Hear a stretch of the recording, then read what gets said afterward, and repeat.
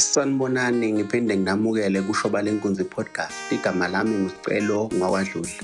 Mawuthanda-ke ngasho ukuthi uShobala Inkunzi empunga umshana wendinzo nsomelo uqhiliza umuntu ngemba kumbe engathi qoshe qhatha uma lunywa inje mhlobo maqedwe ngabe indaba zalo. Kanti ngidabuke enyakatho lesifundazwe kusemthojaneni kwentaba ekhala amanzi etembeni kwesenkosi umntwana. Kusenkunzi empunga-ke nasemashobeni igodla ngidabuka khona. No bafowethu inhloso yale podcast ukuthi ngisondeze uShobala Inkunzi kunina, ngiphinde futhi ngithole ufo kinina njengabathandi bomculo nanjengabantu abezayo bethamele uShobala Inkunzi. Bafowethu khona isingile ethi vuka uphinde ngifeaturishe khona awuziya ngegugu, kanti umsebenzi uyaviva usulindele usuku engavele ngilibeke noma yini usuku ebese ngiyawudedela umsebenzi. But before sifike lapho ake ngithokozele nansi ingoma ethi vuka ungiphinde featuring Siya Ngegugu.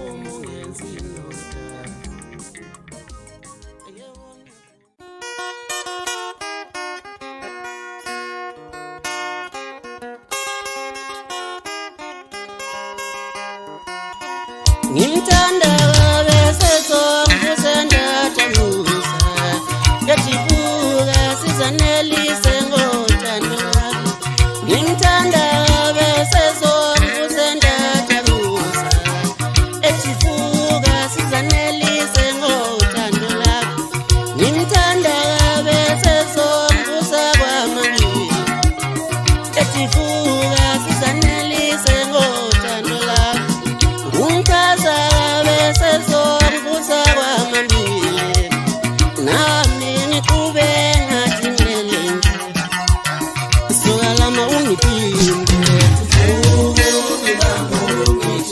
kona sebephindiwe kona baphindile sokalama ungiphinde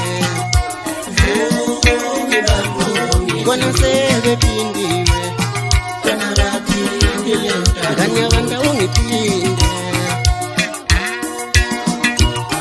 kona sebephindiwe